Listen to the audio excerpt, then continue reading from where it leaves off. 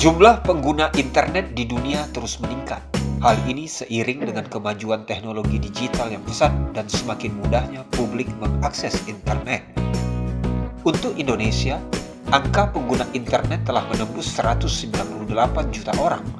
Jumlah yang sangat besar dibandingkan dengan pengguna internet di negara-negara lain di dunia. Penggunaan internet itu seperti sekeping koin mata uang. Satu sisi memudahkan kita memperoleh informasi, namun di sisi lain, informasi yang beredar rentan mengandung hoaks dan ujaran kebencian. Hasil penelitian yang kami lakukan di Universitas Bina Nusantara didapat ya 75% dari responden kami itu mengatakan bahwa membagikan, mengupload video lewat media massa atau lewat sosmed gitu ya, itu ada mengandung ujaran kebencian dan hoax ya, 75%. Cukup besar ini. Penyebaran berita, informasi atau konten bermuatan hoax dan ujaran kebencian perlu dikenali. Kita perlu memahami ciri-ciri informasi yang mengandung hoax atau ujaran kebencian itu. Hoax itu sebenarnya kabar yang tidak pasti, kabar yang tidak benar, atau dalam bahasa sehari-hari secara sederhana disebut kabar bohong. Itulah hoax itu. Bagaimana praktek hoax dan ujaran kebencian di ranah online itu berlangsung? Seperti apa pola penyebarannya? Dan apa saja yang termasuk hoax dan ujaran kebencian itu? Jadi pada umumnya, hoax itu tersebar melalui media sosial. Kemudian yang kedua, beredar juga melalui broadcast, sehingga orang saling meng-broadcast berita bohong itu. Kemudian tidak ada identitas si penulis berita itu, identitasnya. Kalaupun ada identitasnya, ada webnya, itu webnya dibuat hanya untuk kepentingan menyebarkan berita bohong itu. Ciri lainnya, kadang-kadang berita bohong itu dibuat untuk melawan hukum, atau untuk memecah belah, atau untuk menimbulkan kehebohan. Bisa di kalangan kelompok tertentu, bisa di kalangan etnik tertentu, bisa di kalangan agama tertentu.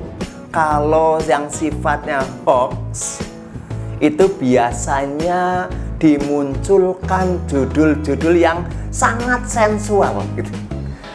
Sangat menggairahkan, sangat memancing orang itu untuk membaca, untuk melakukan satu tindakan. Biasanya seperti itu. Yang kedua, berita ini tidak bersumber, tidak jelas sumbernya dari mana. Dan yang ketiga adalah biasanya di situ ada tempelan-tempelan atau penggunaan foto-foto yang diragukan kebenarannya. Yang keempat, biasanya waktu atau tanggal-tanggal atau jam-jamnya biasanya dikaburkan. Ya, seolah-olah itu adalah kasus yang baru saja terjadi. Ada sejumlah istilah untuk menyebut hoax atau berita bohong.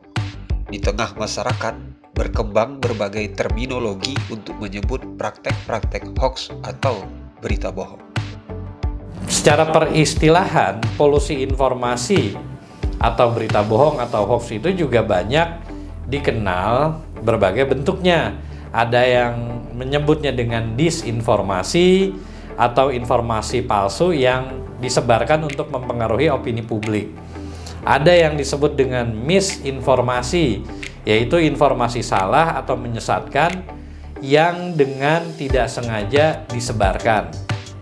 Ada yang menyebut juga dengan malinformasi, yaitu informasi yang benar secara faktual namun sengaja disebarkan untuk menimbulkan kerugian. Ada juga yang menyebutnya dengan hoax atau informasi palsu yang mendekati fantasi atau yang tidak masuk akal. Ada juga yang menyebutnya dengan fake news atau berita palsu, yaitu informasi yang disajikan layaknya berita, sengaja disebarkan untuk mempengaruhi pandangan politik maupun sebagai lelucon.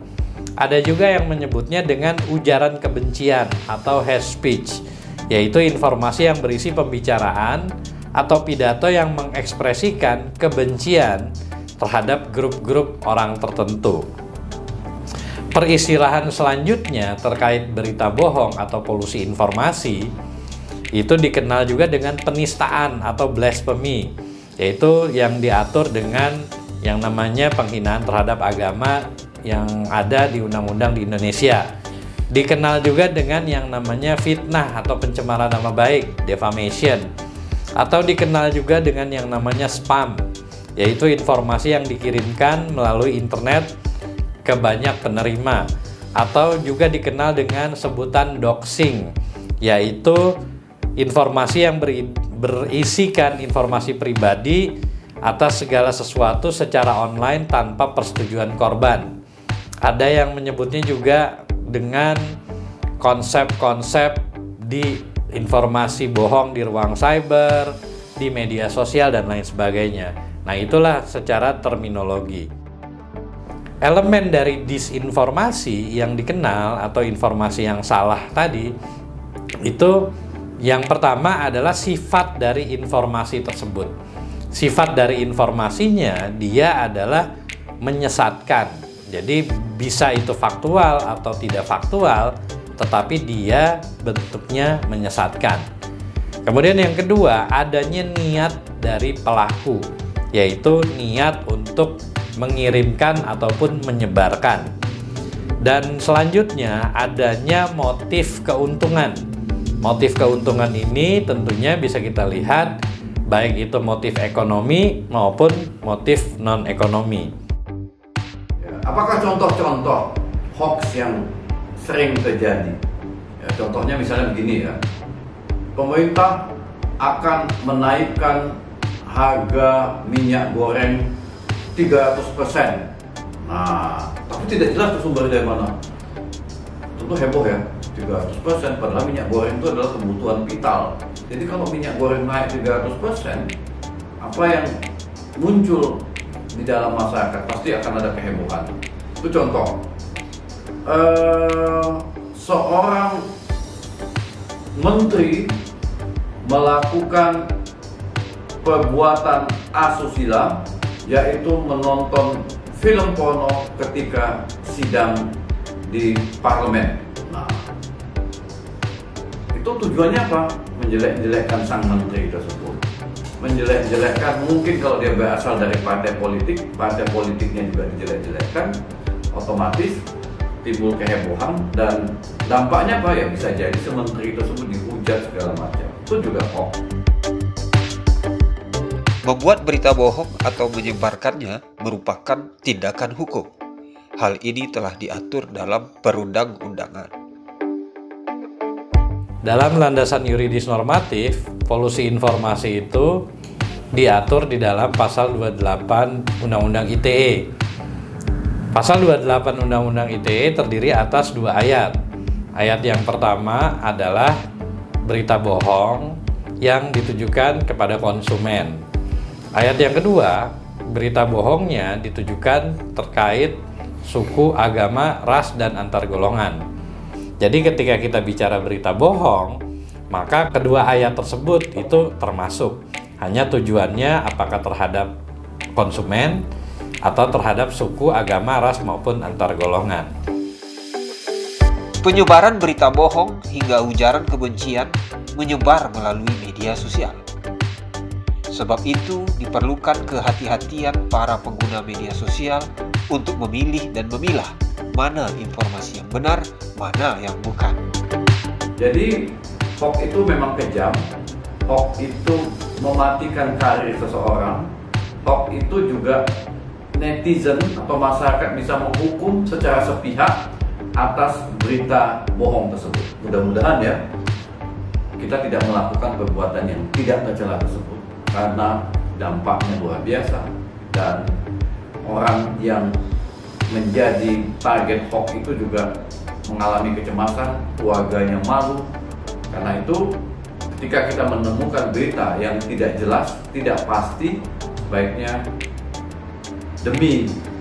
demi keselamatan, demi kenyamanan, demi ketentraman, ketertiban, sebaiknya tidak perlu disebarluaskan.